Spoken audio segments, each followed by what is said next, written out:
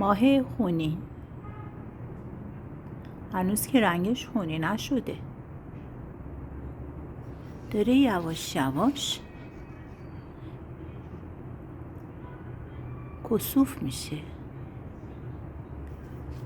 ولی خونین نیست.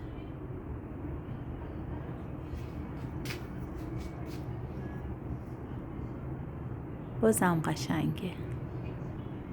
هر چیزی که خدا آفریده قشنگه.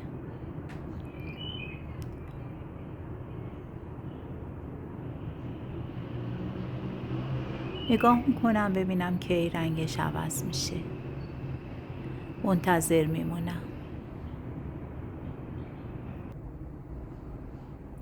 الان از اینجا نگاه میکنم. هنوز ندیدم که خونین بشه.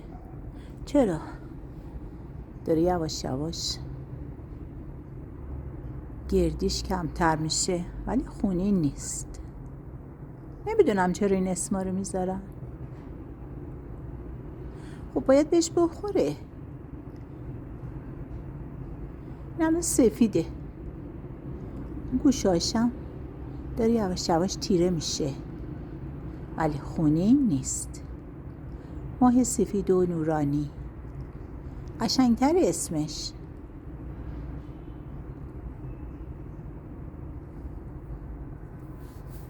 بازم ادامه میدیم، صبر میکنیم. هر دفعه یه مقدارش رو من فیلم برداری میکنم ببینم تا کی کامل محو میشه. ما منتظر میمونید. شما صبر کنید، با حوصله باشید. آفرین. ماه سفید و درخشان.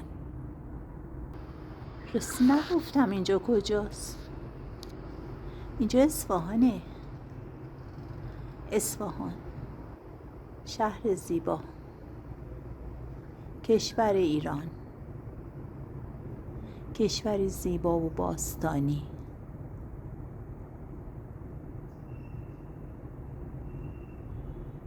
دارم صبر میکنم ببینم کی کامل پوشیده میشه، ولی همون که من گفتم، ماه نورانی.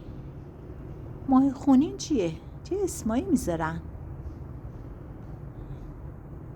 نمیدونم هدفشون چیه، منظورشون چیه، ولی ماه به این زیبایی رو باید بگن ماه نورانی، نه ماه خونین.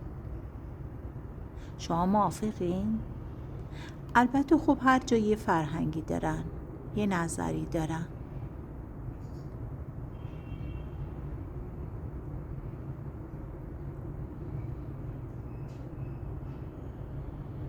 پس بازم صبر کنم، کمی نگه دارم، دوباره برگردم ببینم چی میشه. باشه؟ موافقین؟ حوصله دارید یا نه؟ اگرم حوصله ندارید پیام بذارید حوصله نداریم، خسته شدیم. ولی من میخوام تا آخرش نگاه کنم. فعلا بای، یا فعلا صبر میکنیم. اینجا روشنایی ماه داره کمتر میشه، ولی بازم هنوز روشنه. ولی اصلا به ماه خونی نمیبره.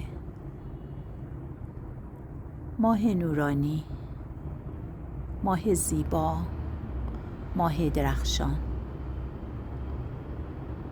من که حوصله‌ام سر رفت، میذارم تا آخر. و وقتی تموم شد همه ما دیگه مشخص نبود نورش، میام عکس میگیرم. ولی همین کافیه. همه میدونیم ماه داره چی میشه. باشه؟ پس فعلا بدرود.